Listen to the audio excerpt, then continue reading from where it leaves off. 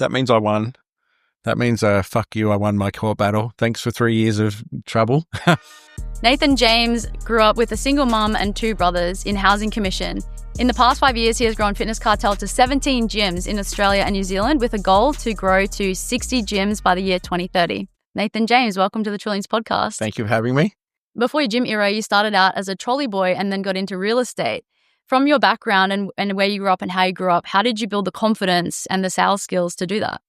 Well, starting as a professional trolleyologist is quite challenging. No, it was pretty much in real estate was one of those jobs when things started to gel. So my boss was actually a big fan of sending us to training and courses, and I actually had to pay for my own course, which was winning in real estate. And it was $2,000 back then, which is a lot of money. It's actually all of my money, which meant I had to sit there and do a theory test and then read and listen to tapes back then, back in the old days when they had tapes. Yeah. And then as I started learning, I started developing more skills, and I actually realized I was really good at sales. But how did you even build the confidence to go and approach a real estate company to work for them? With my mum being growing up in Housing Commission, we talked to everyone. And my mum used to dance on the bar, actually. She's a bartender. So she'd get up in the bar and dance around and have a few drinks, and that was just normal to talk to people. So I know a lot of people generally can't talk to people much anymore. They just tend to message to someone. Like I'll meet someone and they'll like, text me and they'll write these big messages, and I see them, I go up and they're like, oh, hi. And I'm like, well, we developed the skills of being able to talk to people. And that was just coming from my mum. So that was one of the gifts that she gave me. Even though we grew up in a housing commission area, we had a lot of love. We just didn't have any money. When you start learning and developing skills, you can become more confident because once you start getting clarity and learning things, then confidence builds clarity. Well, clarity builds confidence the other way around, actually. Yeah, awesome. And you worked in real estate for how long? 3 years. I love that you love smashing targets, and I'm aware that in real estate, they gave you a target of 100 calls per day and you made 300. And then when you were working in Genesis, the sales record was 100 sales in 1 month and you smashed it by doing 600 in 2 months. Where does this hunger come from? It's funny when you mention that because it's simply from, you've heard other people talk when you're pissed off or you're annoyed enough, you want to change. Mm-hmm. Well, that was from being poor. It really was not the fact, it was just from not having anything. Wanting things and then watching mum crying and say she's going to lose the house. And at some stage she even said she might have to go into prostitution. I don't know if she's trying to scare me or whatever, but it certainly scared me. And I thought there's got to be another way. When I started in real estate and doing the calls and I just had to get one listing. And then it was like, okay, well, if I called 100 people, I would get a listing. So I started to work out quickly if I called 300 people a day, like the movie Pursuit of Happiness. Now, that movie didn't exist back then, but I knew that if I called 300 people a day, I'd roughly get 5 appointments and might be the one call in that last 100. Or you might get, I'd feel them all in the 100, but you've just got to keep calling. And then I'd just get it's like the same thing we do now, but we just do it with more systems. And you write down the name, the person's first name, last name, a memory trigger and things that would help you remember. So you go, hi, Bob, it's Nathan here, just calling up and saying, how's your dog? And I go, oh, our dog died. Sorry, I shouldn't have written that down. That's an example of a memory trigger, but it was one of those things that learning the skills just from it's just from trial and error. Then, and again, once my old boss, Fred, he was like kind of like a father figure to me as well. And then I started reading, and then I hated reading, but I started reading and I started developing more and more skills. And the sales part, again, being able to talk to people and ask simple questions of what do they want? And then overcoming objections and closing the sale by saying, oh, we've got the solution for you. This is here, sign here, press hard. And you did really well in real estate. You ended up buying some properties by a fairly young age. Can you run us through how exactly you had the discipline to save the money and how you structured your first 3 properties? First, the discipline came from saving. My first car was a $4,000 car, which was a lot of money back then. I saved up and bought it in cash. What was it? A Suzuki 4-wheel drive. Nice. A black soft top. Was it a Vitara? No, they were more expensive. But yeah, so Sierra. So you turned, where you press the windscreen wipers and it squirts the water on the window? Yeah. I used to turn it sideways and I'd drive past Newcastle and I'd spray all the girls and I had no roof on. I go, girls, it's raining, jump in. So I always load up with full of girls. Oh, that's fun. That's actually how I really learned how to talk to people as well, because I was talking to girls a lot too. So a lot of skills. My son, if he's listening, that's not the thing to do. He's got a girlfriend, but I know you had like a bit of a rough patch where you went down some paths. Are you open to talking about that today? I think probably if I went back to my childhood again and then growing up in where we lived with my mum in the housing commission area, I had a 30-year-old uncle that couldn't read or write. This is not so much, probably more of my upbringing and my surroundings. So it was normal for my uncle to bring home girls all the time. And I was young and I'd be girl after girl. And that was like a normal. So as I was starting to grow up, I thought it was normal to have like 5 or 6 girlfriends and just I was an arsehole. Told I've got a daughter now, so I'd bash me if I turned up now. That was just that was normal. Like it was a normal thing in my house. So like, you know how obese people just think it's normal to eat sugar and junk food all the time and they make fun of fit people. Mm-hmm. And I just thought it was normal to like go out and pick up random girls and do burnouts in cars because that's what my uncle did. Mm-hmm. And he couldn't read and write at 30. So it was like, education's not a big thing. So he was like your role model. He was like my role model. And that was the only, and mum was always at work. So that was, and he looked after us, but that was what I thought was a normal behavior. So it would be for me driving around and picking up girls. And it wasn't until one day my mate said, look, Jamesy, if you put as much time into picking up girls into business, you'll be a millionaire one day. Because it takes a lot of time to have 5 girlfriends. I remember just calling them, you've got to remember your conversation. And I was like, now I look back and going, that was so bad. Like it's such a waste of time. Yeah. If those girls are listening now, I'm sorry. We all do all different things when we're young, but they forge who you are ultimately. Yes. And I'm sure what your mate said with regards to you putting that energy into business, becoming a millionaire, and you've proven him correct. Mm. So with the real estate and you building up a little property portfolio in your early 20s, how did you afford to buy your first property? Houses were obviously a lot cheaper back then, but it's all relevant though. Like also your income was a lot lower and it was harder to get things as well. My first house I bought, I saved up the deposit, and I remember at the time too, my mum actually asking if she could borrow some money because my mum's a habitual borrower. Nothing wrong with that. Just that's again how I was brought up.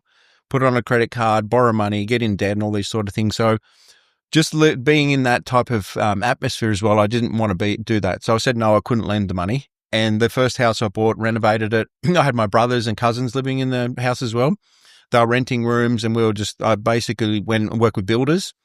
This is before YouTube, but I went and worked with builders, volunteered my time so I could learn to tile and did everything from rewiring the house. My mate was an electrician, so he showed me how to put it all in. Then he would terminate at the box. So I literally did everything I possibly could because I didn't have the money, but I had the time and energy. So that's the thing too. If you don't have the money, you do have time when you're young and you can learn. That's the thing. If you want to learn, there's an endless supply of knowledge, particularly now. So I remember paying that house off when I was 23. Wow. So all my money went into the house and I was literally paying it off. So I paid 110, I sold it for 250. And then I bought the next house and I started doing the same thing. And I did it with 3 houses consecutively. So it's 110 to 250. So you made 140K profit. Yeah. Wow. That's impressive. Then I bought 2 more. Mm-hmm. Did the same thing as well. Yeah. Renovate and then sell. Yeah. Okay. And that's how you bought your first gym, right? You used some equity that you had in the house. Was it $27,000? Yeah, $27,000 to buy my first gym. However, I didn't have any of that money because I was partying and went overseas and I blew pretty much everything and nearly lost it all. So that's the thing if you were to give somebody that's got they haven't got the training, they don't know what to do with money. If you could give someone millions of dollars, they would just go and spend it. They'd go and buy silly things that don't make money. So, and then I didn't go and buy silly things. I just wasted on doing silly things that I shouldn't have done and just wasted a lot of years of my life. So, I had to then get back on track. So I went back into selling memberships, which I just put the same principles as real estate.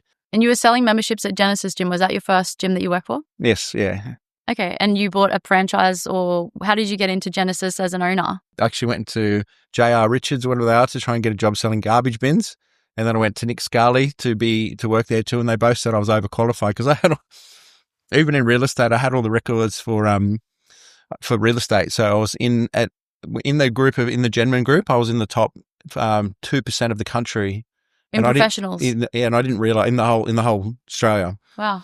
And selling memberships I just had to convince someone to go to the gym. And the reason I started going to the gym, do you want to have a guess why? To meet girls. I nailed it. This is like a podcast all about picking up girls. It's not one of those. With Genesis, you got involved in buying a franchise, or how did that work? I got a job. Yeah, I got a job selling. And did you work your way up? Or how did you get the offer to buy? Pretty much worked my way up. So I started at the Warners Bay Club, did really well. My business partner said that him and the club manager are actually going to do a club at Coffs Harbour. And I said, I'm actually looking to do a club as well. So I moved to Coffs Harbour. There was a flat at the top of the gym. It was a boxing studio. So we actually turned it into a flat. Georgie and I moved up there. We lived in Coffs Harbour. And I had on the wall everywhere 2,000. So I knew that I had to get to 2,000 members. And that means the gym would make money. So the $27,000 I used as my deposit. I went to a finance broker and we did what we call stacking. So you do things that are resourceful and make it look a bit more exciting than what it is. And so there's a potentially tenant over here and this tenant's paying this much and this tenant's paying this much. And then the bank will lend you some money. So they generally won't let you money for a gym. So put everything on the line. I didn't have the income for those rents, by the way. That was fictitious. You were betting on yourself? Yeah, put it on the line and went for it, moved into the club, just packed all my stuff. This is before I had 4 kids. So it was like there was a bit more opportunity then and more freedom. So lived in the flat, sold memberships, got in, and then basically looked after the cancellations. I was painting the gym. I was pulling flooring up, all the renovation stuff. So Steve Jobs talks about in his stories too about looking backwards, the dots all align. When I was younger as well, I'd work 90 hours a week was my normal working week. So I'd work for 3 different jobs and I'd go from one job to the next job and I'd be doing security. I'd be sleeping on the toilet at work for a while. It was like, I just realized that if I work more, I get more money and I had energy and I had time. So I could put in as much work as I could. So, but you learned all these skills and then they came in handy later when you were building Genesis. So you did the wrong thing by Genesis, but they forgave you. How did you negotiate that? Well, unfortunately, my brother, Brad, kind of got to a point with Genesis where he couldn't go any further. So he offered to buy into with the partner. Actually, sorry, I offered to buy with a partner and then couldn't go any further. So my brother, Brad, decided to do a gym in Sydney. I was away from a Genesis club, however, and met with a lady. My name's Trish Freeman, actually. It's public record. So she was on the round table and for Philex. So you go to the Fitness Expo and they put all these really good gurus, which is something that people have got to be aware of. A lot of it is not true. And so she's sitting there and she sold a business, which is a fact, to Fitness First for like 11 times multiple. It was like $6 million. Wow. And so obviously when people do a sale like that, they look really impressive. However, they would sometimes people are just lucky and they were at the right time. So long story short, she built another gym in the Oxygen brand at Arena. And then she was in a bit of trouble and my accountant connected me with her. And I basically said, look, she's got this beautiful gym in Penrith. She's looking to do what she did because her restraint finished. She had a beautiful gym, no systems and sales process in place. So basically, when you open a gym, you need a couple of thousand members just to pay your rent. And she had 0. So I managed to, long story short, the partnership evolved, put it together, built a company, put a sales team in, and we signed up 1,600 people. Wow. In how long? In a 6-week period. So, which is equivalent to $1.6 million income, roughly. So, which is not enough to pay all your bills, but enough to get you close to break even. And then basically from then, we looked at a few other gyms. I met with her landlord, with my brother, and then he said, what are you going to do about the $500,000 she owes in rent? And I'm like, what do you mean? He said, and so she's claiming GST on that. And he was an accountant. He said, that's illegal, right? And I went, what? People wanted to know when they were getting paid their super.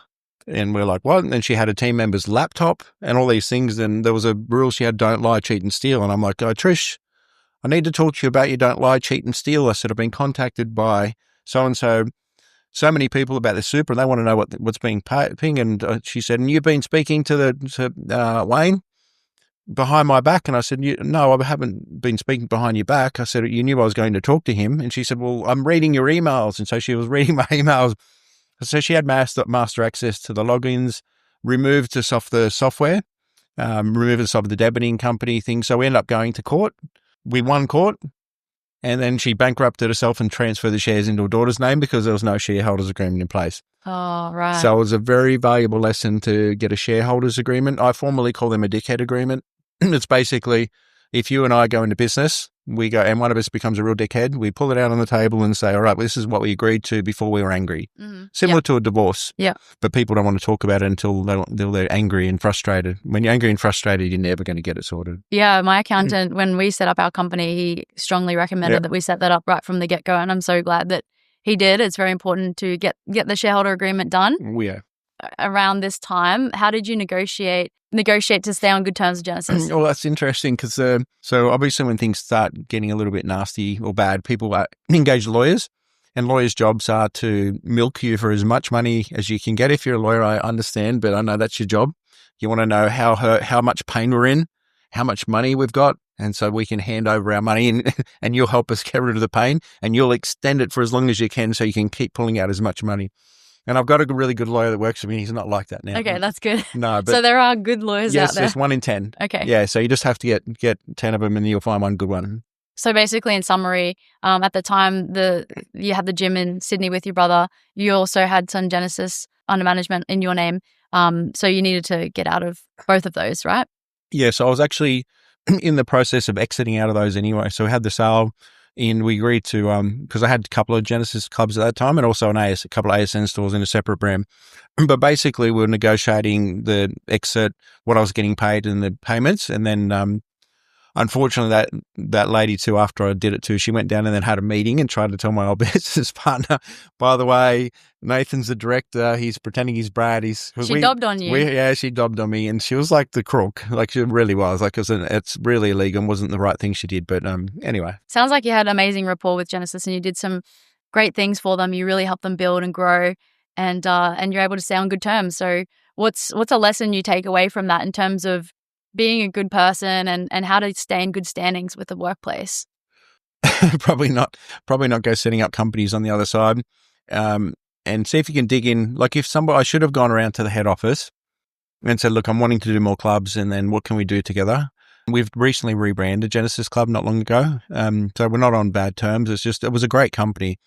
There are a lot of really great people. I think like anything, when emotions and stuff get involved, that's when things get out of control. And that's where that's why that shareholders agreement or somebody that's a mediator in the center can always sort things out. But you kind of want to get things resolved before you get to that point. You have a thriving multi-million-dollar business. You have a beautiful wife and kids. You have an absolutely shredded body. So what are some challenges that you have in your life right now? I'd be trying to stay on top of everything. Also remembering too that all these things, because obviously the more you create, the more challenges you have. It's like that saying, I'm going to stick to the highest tree or the biggest tree, cops the most wind. And so not that I'm the biggest tree. It's when you create yourself and put yourself up on a mantle or you're creating businesses, people want to chop you down. That's normal. Like it is normal. People want you to do really well. Hormozy talks about this. People want you to do really well. It's the same for you. They'll want you to do really well until you do better than them. And then they don't want you to do well. Yeah, tall poppy syndrome is rampant in Australia. Have you experienced it? Oh yeah, I get it all the time. Can you give us a specific example of a major challenge that's popped up recently and how you overcame it? Well, probably the one that was just not long ago is the Aspley gym catching on fire. Yeah, I saw that. That's crazy. Just before you opened, right? No, that was Oxley got flooded before we opened. 6 weeks before we opened, the whole gym got flooded and the record floods. Aspley was only last year where I thought I got a picture of the sauna catching on fire and 4 or 5 engines turned up and I went, I won't turn up and I'll go in the next day, bring some soap and I'll give the walls a bit of a clean. It was like $4-something million worth of damage. So that was a big challenge. Was it challenging from the perspective of needing to rebuild or from the perspective of just reallocating staff to other gyms? What was challenging for you? Aspley is our number one of our regional fitness cartels, and that's the one that's underpinning all the finance for the whole company. And so we only recently spoke to the Commonwealth Bank, and they we're kind of getting at the top of our lending criteria. And then that gym caught on fire, and it was like, oh shit. So we also had a few other gyms opening at the same time. So I put a plastic desk in the gym, took my lunch esky box, called the builders. I had them all the next day, and normally takes us roughly about 6 months from start to finish to build a club. So this took us 38 days. Wow. To rebuild what had burnt? Rebuild it, take everything out, chop it up, chop the floor out, and actually rebuild and repaint the whole facility and clean every beam and rafter and have hygienists in. So it was the challenge there was the hygienist guys, not hygienists, the restorers. Their job is to drag it on as long as, because they can charge labour forces $200 or $300 an hour and then get paid, like pay them $40. So their job is to get as many people in to create as much havoc and work as a job. And my job is to get it open quick as possible. So I fired a lot of them. And I said that we're opening in this period. And one of the guys goes, no, you're not. And I said, you need to go because we are. I was a bit more colourful than that. And then, I remember one of my COO, he comes out and he goes, I need Nathan James. And I went, what do you mean? He goes, no, I need the Nathan. Sometimes I'm a bit relentless. And we have 4,000 plus people that love that facility.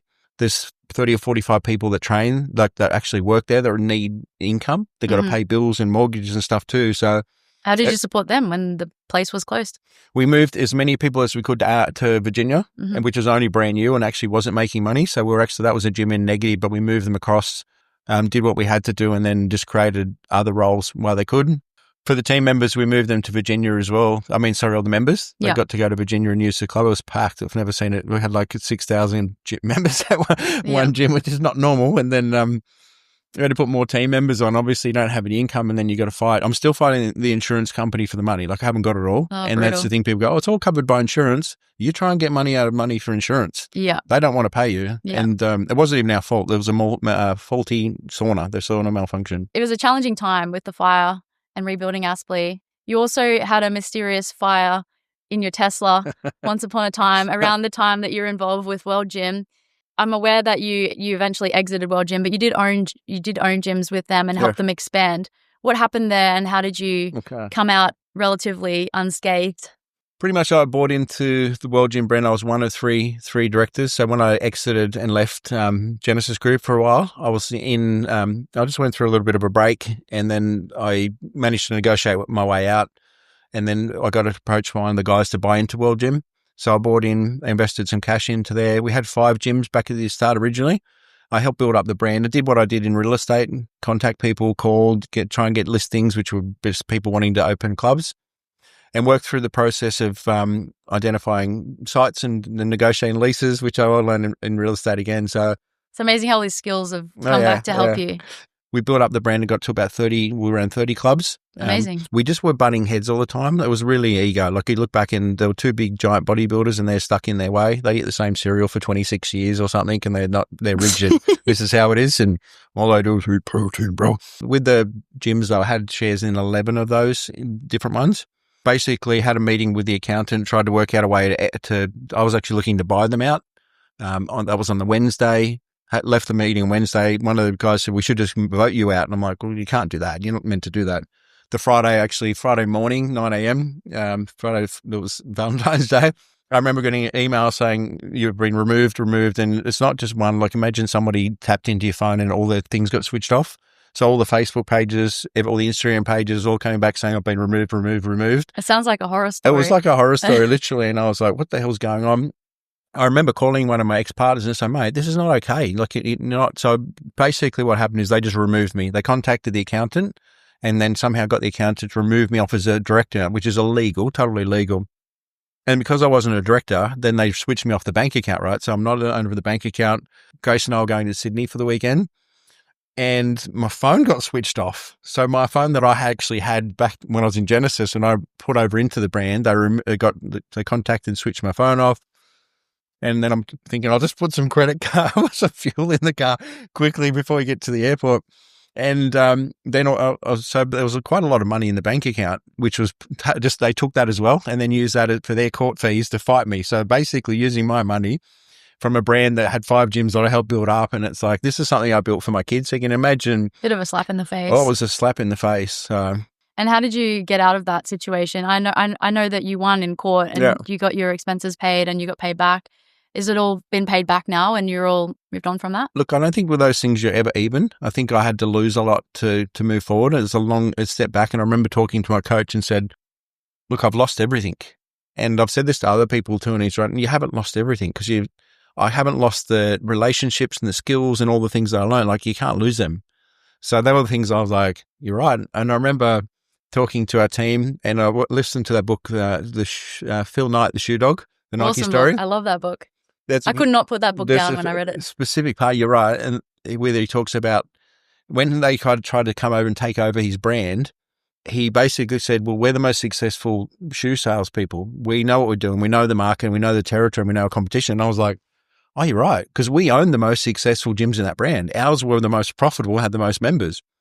And it's like, okay, so we're not threatened by you at all. We know your game. We know how good you are. We also know how bad you are. So I just had to get the team on board, and it's always been about the team though. It's interesting how all of these situations you have a balanced mindset about it. You can see what was challenging, but you can also see what you gained. And I was curious to know, with the fire in Aspley and when the clients and the personal trainers went across to Virginia, did you notice a sense of camaraderie where people really wanted to help you and support you and help you rebuild and members, more members joining Virginia because they wanted to support you, even if it meant just a weekly subscription fee? Did you notice the balance in challenge and support? I noticed a lot of messages, loads of messages saying, can I help? And lots of support. And lots of people going, I can't wait for our gym to get open. And people didn't want to go to Virginia because they were so used to, even though it's the same brand, because they've got this great group of people that they train with.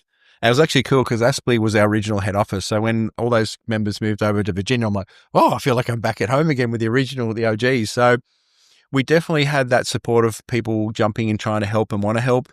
We noticed a little bit of change in member base, but I was too busy like in the trenches. So I wasn't watching anything other than my job was to get that gym open because we had to take all the equipment outside as well. Like it wasn't a gym where you bring it in and it's a new site. You've got to strip it. You got to cut it up and you've got to basically pull it all out and make it good and then put it all back in again. So it was such a huge effort. Yeah. And it's a testament to you too, turning it all around within 3 months or so. You said 38 days? Yeah, 38 days. Okay, that's just over 1 month. Yeah. But you had a vision. People came along who said it would take longer and you got rid of them. A little bit like Steve Jobs. You insisted that it happen and you made it happen. How did you rally the team? What did you say to the team and the right people to get it done? Well, the first team we needed to coordinate was the team that worked there and just let them know it'll be okay. Because most people, they get comfortable and they've got mortgages and things like I said before. So it's a bit of communication. Yeah, communicating with the team, pulling all together on teams and saying, look, this is what happened. This is what we're doing. Our plan is to have this club open by X date. And then talking to our support office team that work in Virginia and same thing. It's just really all these things are generally communication. I did some research. There are around 8,000 fitness centers in Australia. That's around 1 per 3,500 people. What sets Fitness Cartel aside from all the other gyms? Oh, interesting. I didn't even know the stats. I said you can get quite concerned if you start looking into things like that, can't you? And go, oh, watch out. We just find out what the other clubs do well and do it better. When you walk into a Fitness Cartel, we've got our reception, because I used to own supplement stores, is like a supplement store. Cool. And so you walk through a supplement store and it's got your different brands, and my wife helped choose all the apparel. So you've got an apparel store because 70% of people, for another stat, go and buy their outfit before they join a gym. Right. So we thought, and she loves bougie stuff and really nice fitting things. So if it's fitting and comfortable and you wear it and you look good, you'll buy it, right? So number one, you walk through, we've got the kids cartel at reception right on the left. So as soon as you get to the club, because kids want to run through and grab stuff, particularly mine. So you throw them straight into we don't throw them, but push them into the crate. Yeah. Drop them into the crate, which is the quickest door you can get rid of kids. So not that you just want to go do a bit of me time. So straight into the left, you walk in through the bathroom, you smell the nice smell through the candle, like Peter Alexandra when you go in the shop, you can smell the nice smell. Nice. Because gyms generally smell. If you go into most fitness clubs, particularly my old brand, people are sitting on their phone, ignoring you. You're not allowed to do a Fitness Cartel. You get fired if you have your phone on reception. We clearly articulate that people, when they go into a fitness club, are terrified. So, but you are comfortable with the lovely person for the director of first impressions, which is reception. They greet you and go, hi, welcome to Fitness Cartel. So instantly you're like, oh, this is actually not too bad. And then as you start going in through, you've got your member area and you've got your really bougie 5-star bathrooms with your air wraps and GHDs and Cloud9s or whatever those things my wife puts in. Very good. You know your equipment. Even to the point when you walk into the ladies' toilets, we made sure that you can't see the girls' shoes under the door when you walk in, because my wife said we don't want people to know that's your shoes when you're sitting on the toilet. So we made sure that you walk in for it when you're going in. We travel left in Australia, so the bathrooms are closest for particularly females on the left. And guys, when you go into the bathroom, put your stuff in the locker. It's really nice. The mirrors are nice and flat so that your body doesn't look out of disproportion. We've got the Reformer Pilates, which is pretty much like a lot of these little boutique studios are building them outside. And a lot of those numbers you're talking about are probably like the little boutique things or the little F45s and all those things. So we put them all into a Fitness Cartel, but we just made them all bougie and we made it all part of your membership. So you can have all that stuff for free, or inclusive in your membership, including the wellness stuff as well, which is what we're doing too, the ice bars and saunas. And it's all included in the membership, or are there different tiers? There's different tiers, but they're all under one roof. So you can go to the wellness section and you can drop your kids off, where a lot of wellness sections don't have them. And you can do Pilates, and you've got a creche as well. So that's awesome. Yeah. And you've got the beautiful purple and changing lighting, the LED lighting that looks lovely. Your gyms are huge too. They're usually massive. Do you have a minimum size for each gym? Yeah, we try not to go under 2,000 square meters. So old Bunnings are good sizes for us. And they chop them up. We fit into one of those. That's insane. Yeah. And I know that celebrities love your gyms. Who are some of the cool celebrities you've met over the years? Oh, Benny Elias is one. He's a rugby player. He's one of my business partners, actually. We own a gym together. I think I've managed to catch up with Ronnie Coleman and let him into the gym one night. Yeah, buddy. Nice. And Hugh Jackman. We've had The Rock turn up to one of our clubs in Old Brand. So, yeah, so it's good. Very cool. Some great names in there. Oh, yeah. What's a purchase of $100 or less that's changed your life recently or made a positive impact on your life? Amazon, I bought a padlock with a code, which you can buy but it's not probably not the product that I bought. It's the fact I could buy it without having to go to a store to get it. Not a house that I purchased recently. I'm renovating. So I just put that on the front gate, put the keys in, put the code in so the tradies can turn up and access the house. Yep. And so I give them a floor plan and they'll just go and do it all and I don't have to be there. That's awesome. And it's changed your life because it's less hassle and transferring of keys. Yeah. Love it. Personal trainers, they often backstab each other or walk all over each other to get clients in gyms. How do you mitigate this in your gyms? We don't really have that problem in our club. I know they do in some brands. It's generally the bodybuilders. Not that I hate bodybuilders, but I remember a lady turning up she was a professional bodybuilder. She made me look like a little tiny kid. And she would train. The only time when she would turn up is between 2 and 6 in the afternoon and put her headphones on. And she's doing big bicep curls and I'm thinking, no one's ever going to walk up to you and ask you, can I do personal training? Because you're scary and you look good, but it's like, imagine the normal person walking up and say, hey, I want a personal training with you. So the conflict with her was though, that when people come on as personal trainers, you're your own business. And what they think is when you're your own business, you can just turn up, the clients just walk in the door and they turn up and just give you money. Well, no, that doesn't exist. It's not the kind of business we're in. So I had to have the conversation and say, look, I noticed, and when I used to hire personal trainers in that role, I'd ask them and I'd say, you're aware that you need to work minimum 60 hours plus a week. Like you're building a business, you've got to be here first thing. You've got to call clients. You've got to get on the phone. You got to be at every single event and actually literally living at the gym. You can sleep in the club. I've had trainers sleep in the club before too, and they were really successful.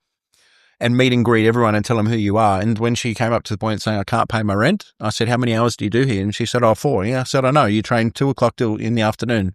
And I said, how many people have you called? She said, I want to get out paying my contract. I said, no, you're not getting out paying contract. You're not doing it. I said, I can't get out paying my rent for the building. And I said, so what you need to do if you want to, just show me you can do this for the next 60 days and we'll have another chat. And she went to have 60 plus clients. And then a year later, she's messaging me saying, I bought my first house and I want to thank you very much. Oh, that's awesome. But that's the challenge though. That's people want it, but they don't want to do the work. So you held it to a higher standard. You gave her some tough love, but it ultimately transformed your life. Yeah. That's cool. So do you have a culture or any specific systems that you can mention where you maybe do like a once a week meeting, or how do you create such a great culture and vibe in your gyms? That's years of hard work, but starts at the beginning with a small group, whether it's just one person or 2. We started with a couple of us and then 3 and then 5 and then... Now you have something like 900 staff. Yeah, 900 people. That's amazing. So we've gone to, I guess for most people though, I'd probably start there to make it a little bit more easier. Then when you're just really clear on the expectations of what you expect and what the company needs and what you trust people to do. Like I call it the lintel of trust. It's like a doorway. If you clearly articulate what it goes both ways. So recently with a new brand, because we haven't got all the electronic stuff set up too, I said that the expectation is for the meeting that everyone's on time early. And then if you can't meet that expectation though, you just have to find somewhere else where they're happy for you to turn up late. But that's not here. In the past though, I was always at every single meeting, like every single brand gym opening. The 3 that we've got opening soon, I'll still go and we'll go through a slide and I'll talk about the expectations and the things that we've set up to make the culture the way it is, and they're non-negotiables. And it's coming from me as well. And then it's passed through and then the team do all the same thing. And our motto is we all row together. You can visualize that. It's very visual. And you lead by example, Nathan. You fit yourself. You're up early in the morning. Do you believe in morning routines or affirmations, or do you think it's all bullshit? Oh, no. The reason I laugh is because I'm habitual like that. That's even this morning I was at the ice bath in the sauna. So I did kickboxing first thing in the morning, a bit of weight training as well. And then I went over to Merse and then I did the hot sauna for 20 minutes and then jump in the ice bath. But I'm that guy there breathing. I'm going, I'm relentless. I'm unstoppable. And you're the person next to me going, what's wrong with this guy? But you're the guy with 17 gyms in Australia and New Zealand and expanding to 60. So it's obviously working. Yeah, they don't know that though. Where I'm sitting, my billionaire coach is in there, and he was actually loud, so you could hear it. And he goes, I can't remember what he said. He said, "I'm unstoppable." Like, and I'm like, let's lower it a little bit. What's his name, and how did you get him on board as your coach? Darren Holland's his name. So he's one of, I've got a few different coaches, but he's more of your executioner coach. So he was the landlord in the old brand that I was at. So he had a few properties and put me into 3 large commercial tenancies. He eventually sold his Homemaker Centre group for $5.7 billion. So I rang him and said, I just called like I did back in real estate. Hey, Darren, just wanted to know if you've got any sites available that you're wanting to lease or you're thinking about leasing. He's gone from this as a company guy to like leasing sites, but I thought I'd have a crack. Why not? He goes, "You're a funny guy, aren't you, Nathan?" I said, "Yeah, no, I am. I think I'm pretty funny." You called him after he'd sold them? Yeah. Okay. Yeah, after he sold it, because he still wanted to have some connections. Okay. And he certainly does. So what he said, though, was he said he's going into coaching. And I said, "Good, I'm your first client." And he said, "I haven't said how much." He said, $1,000 now. I said, "Good, I'm locked in, done." So and that's my price. I said, "I don't want you to change it." So he's changed it now. Yeah, he's a good negotiator. So he's definitely taught me a lot. So, when you go to a seminar and you might pay like thousands of dollars to have somebody stand in front, well, we bring those people into the support office. Mm-hmm. So we build a specific boardroom and bring in somebody. We can't bring all of them. We bring in some of the heads of the guys and bring in different types of experts to coach the team. Yeah. So they've got the skill set I haven't. And so this coach is specifically for you and our team and the company? Yeah. So does he coach the team as well? For me, I have him one-on-one for stuff. And then what I'll do is he'll go through and talk about habits and stuff too. So we've got him coming up talking about how to actually have a meeting. Because people have meetings just for the sake of having meetings. Yeah, and in the corporate world, they just have meetings about meetings. I don't go to meetings unless there's an outcome. Like if you have a meeting booked, I'm not coming unless there's an agenda. Yeah. Like what's the point of having the meeting? If we're going to have a coffee and just chat and have a discussion, that's a discussion meeting, no outcome. Yeah. But if we're going to have a meeting, you want an outcome, let's discuss what the agenda is, what we need to overcome and get there and just make a decision. Yeah. We actually chartered a super yacht in the Whitsundays a couple of years ago with 8 friends, and they're all business owners or very close to becoming business owners. And every breakfast, lunch and dinner, we scheduled different people for different meals. And every day or every meal, we would have a conversation about their challenge, the biggest challenge in their life. And all of us would put our hand up and suggest things that they could do to improve or how they could mitigate losses and overcome these challenges. It was a really good time. Yeah, nice. There was productive conversation at every mealtime. You've mentioned you retain a 90% shareholding in your company, which is very impressive, and you don't franchise your gyms. How have you been able to grow so big and maintain that shareholding with the amount of money that's needed to grow these gyms? The 90% shareholding is correct. The franchising is not that we don't want to. Yeah, so we do have it set up to franchise. It was something we did in World Gym.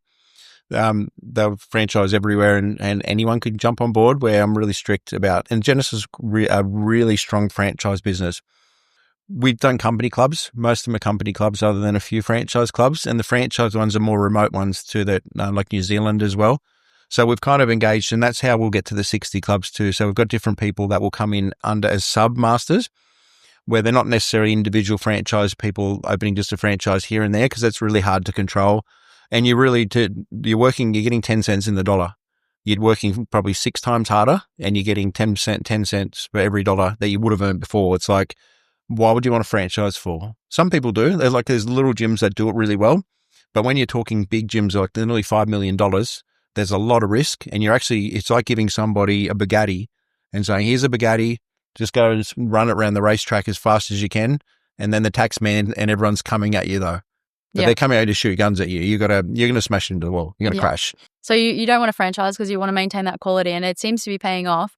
How are you funding all this growth between where you are with 17 to getting to 60 in the next 5 years? So we go through and we just show them the numbers, which is what I've always done. This is the numbers of Genesis clubs, how well they did. When I was in the World Gym, our clubs were quite profitable as well. And when we did Fitness Cartels, it's really the same formula.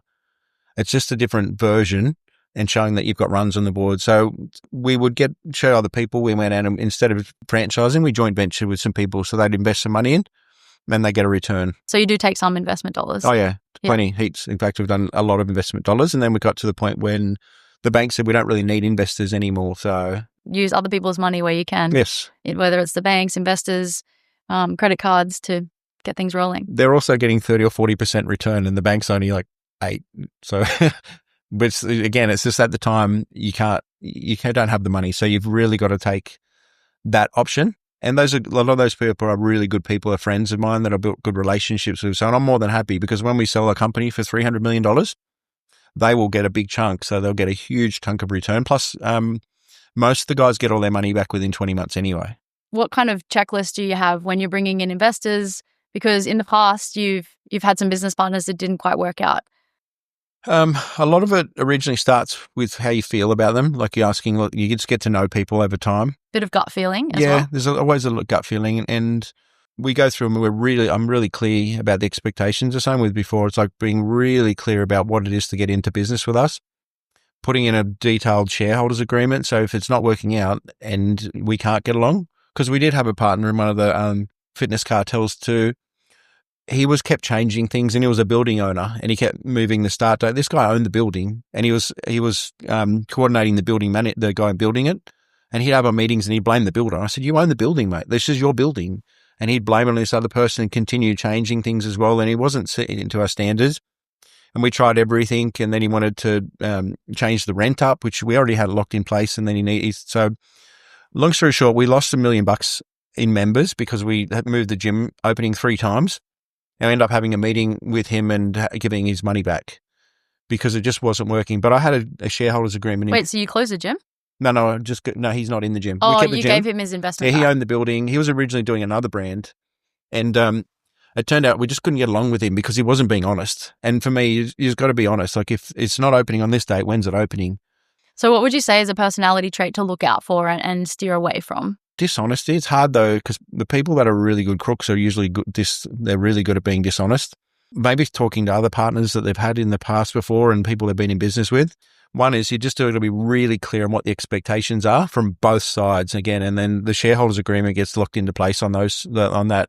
You've mentioned shareholder agreement a few times on this podcast, so make sure you're getting it done. Have a good accountant. What does a Rolex mean to you? That means I won. That means, fuck you, I won my court battle. Thanks for 3 years of trouble. It also means something that my son, when I'm not here, will be on his wrist. So whenever he goes, he has a tough time, he'll see that and he'll go, oh, hang on, my dad didn't let anyone bully him or push him around. So that was when we won the court battle. I basically went in and bought Grace a handbag, and I went and bought a Rolex, and it was something it was a significant moment to say that, look, we won this. Nice. We got it. So it's a bit of a legacy piece to pass on to your son. Yeah. How do you want to be remembered by your 4 kids when you're gone? Someone that never gives up. Someone really disciplined that never gives up, and I don't let anyone push me around.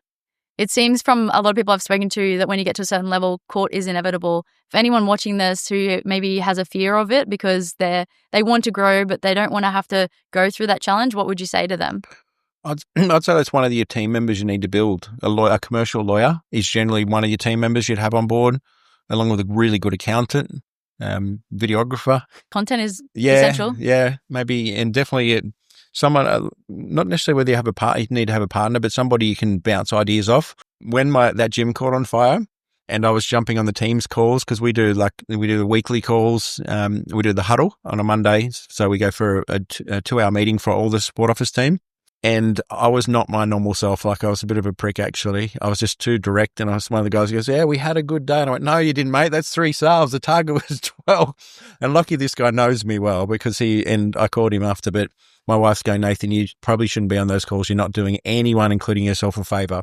And I wasn't, because I was still trying to be in the business while I'm in Aspley trying to deal with the fire. And even my COO said the same thing. He said, I don't think you should be on the meetings. He said, everyone's working on eggshells. And it's like, which is where it's really important with any business or something you go into. It's called high care, high trust. There's a book called Radical Candor that talks about this. So if you really care, show you care about someone, yeah, you can challenge them. If I don't know you very well, and I just walk in and start saying things, this I don't like, you'd be like, who is this jerk? I don't know. But if I knew you really well, and I said, look, the way you're doing things, you'd be like, oh, really? Oh, thank you. And we work on it together. That's called high care, high trust. So you have a dynamic with Grace, your wife, where she can challenge you and you welcome that and you do listen to her, and she's just an added amazing team member in your group of accountants and lawyers. And yeah. And it hasn't been that way always. Like when you first meet someone though, like you're always going to have trouble in a relationship. In that type of relationship, like we've got to grow together. Like if it's not, she's involved in the business, she works and she does the coaching and she comes to a lot of the training as well. So she's developing while I'm developing. That's the thing too. When people are doing all this training and other things and start developing and wonder why their partner's not aligning, it's because you're probably outgrowing them. And it's when you have those conversations, and I talk about silence. It's important to grow together. Oh yeah, silence is acceptable. Otherwise you grow apart. Yeah, absolutely. And I'll hammer about things and she'll be like, she used to be, but then she's starting to understand, like she'll keep me accountable, which is great. That's awesome. And you mentioned that you blew up in the meeting. If you do that, or when you do that, do you then come back and make an apology, or do you just accept that what you did in that moment was perfect and you move on? No, I apologize. I apologized and let everyone know and told everyone. And I came back afterwards at the end of it and let everyone know the reason. Like, I wasn't sleeping and we were on a huge strain and stuff too. And then TJ obviously went in and knows my team. No, I'm not like that. Yeah. Yeah, I'm not. It's not a thing I jump on and do those sort of things. It's just one of the things I was just highly sensitive and. People aren't perfect either, but it's. Do you think there's a benefit in showing that you're flawed and you're a human being? Oh yeah, absolutely. You got to have a level of vulnerability too as a leader. Like it's not a hard ass military exercise. Like people have feelings and you've got to understand them and find out what motivates them and what they want. Yeah, different things motivate different people. Oh yeah. What was the name of your nightclub on the Gold Coast? And when I hear of nightclub and Gold Coast in the same sentence, it begs me to ask you the question, what kind of naughty stuff did you get up to back then? The nightclub was called Truth Nightclub. And Cavill Ave? Yes. And I met the owner of the nightclub when I was building the World Gym across the road at Surfers Paradise. I was living in the Hilton because we used to call the flat at Tweed because I lived in another flat, which is like offices that we turned into a bedroom. I called that the Hilton. Yeah. And then a year later, actually living in the Hilton. And I thought, what am I doing? Wow, I felt really uncomfortable. I felt like I didn't belong living in the Hilton. That's some next level manifestation. Yeah. And then like a couple of months after living in the Hilton, I'm walking around with suits and I'm thinking, Tony Montana or what he is. I thought we owned the strip of the Gold Coast. I'm like, we're out at the restaurants and stuff too, building the gym. It was a interesting time. I kind of went off the rails for a little bit, but managed to pull back in again. That's good. Anyone who is off the rails right now, what would you say to them? Probably go back to really what you want and have a look at it because life's really short. It's one of those things, if you get off your track, you got to find out what your purpose is because you do kind of lose your purpose. And when you can find out what your purpose is, and people ask me, like, and when I've spoken to kids at school, like, it's like, I still don't know what I want to do when I grow up, but at the moment I know this is what I want to do. So just do what you can for now. Yeah. Would you say that people who are off the rails, whether it's drug addiction or heavy partying or drinking, are maybe lost and that's why they're doing that to mask the pain? A lot of the time, Jordan Peterson talks about it too, that people are trying to get outside of their head. So I do understand if you've got a lot of challenging things you might do that occasionally. I think when you do it all the time, that becomes a masking. I was drinking a little bit when I was going through the legal battles and stuff too. I got a little bit fatter as well, so that didn't help. Yeah. I found a review from a commercial real estate agent on your LinkedIn who said he's never seen a more dynamic leader than you. How did you learn your leadership skills? That was the best $50 I've ever spent, actually. Good on him. Did you really pay for it? No. I don't know who that is, but I think the dynamic leaderships are just coming from like learning. Trial and error, finding out what works, what doesn't work. Because everything we do, we always do, like when we do leadership days, we do after action report, similar to the military. What worked, what didn't work, and even better if. Like if you ask those three simple questions and then you dig in on it, because then you can kind of find out what worked well. So a lot of self-review. You're not afraid to look at yourself and figure out what you can do better. All the time I do it. And then just reading, finding leadership books. The public holiday coming up, I'm booking with my coach for a few hours because it's like everyone's going to be resting, so I'm going to be working. Like I'll just keep outworking everyone. Sometimes I like to flip the script, Nathan, and get you to ask me a question. So have a think and hit me with it. Where do you see this podcast in the next 5 years? In the next 1 year, I plan to have launched and released 100 episodes. In the next 5 years, I plan to have my own brand that I'm promoting on the show, whether it be suits, diamond bracelets, jewelry, some kind of hair care line, or have my own product. Okay. And it will be a top 5 podcast in the world. Wow. 100 in 1 year? That's the goal. Okay. How many is that a month? I'll be recording 3 to 4 per week from October. I was just checking with you to see if you've done the math. You clearly have. That's good. Thank you. It's not a fake number. Thanks for the accountability. Good. And who's holding you accountable? Who's holding me accountable? That's a great question. all the podcast guests are holding me accountable because they've spent their time and energy in showing up to sit down for an interview and share their wisdom and insights. So I feel very obliged to and accountable to them to release these episodes so the public can learn. Okay. We can get to that $1 trillion of value. So you need a scoreboard. Yeah, this is my target of 100, 100, and you got to count it down. Okay. Yeah, maybe I should make it visual and it has to be visual. Get a big whiteboard. Yeah, right in your face. You can write it on your mirror with a whiteboard marker because it comes off. I don't know if the mirror would be big enough. I think I'll have it in my office, actually. The one you brush your teeth in front of. Yeah. Something I see every day. Yeah. Okay. Okay. I've got it in a spreadsheet, but that's on the computer. Top of mind. Thank you. You want to open 200 Merse Wellness centers before 2030, is that correct? It was 200. We scaled it back to 100. Okay. I was getting a bit ambitious. We've got our third one opening in Osborne Park in Perth in October. And then we've got a secret location opening in Coomera, which is not secret anymore, in early next year. So that'll be 4. So it sounds like there's not many, but with any business though, like the trajectory takes off. So it's usually the first few are the building, the structure, the systems, your overspend. And it's like the Pilot. Like like a prototype. Yeah, prototype. That's the one. The prototype like costs like millions, and then you can rip them out a bit quicker. So we had no idea how to run that business, and we know how to run a business, but it was a different business from what we normally. So, and even the pools and the chemicals and the heights and like everything in that business was new. So it was pretty much where Fitness Cartel we've built gym after gym after gym. Yeah.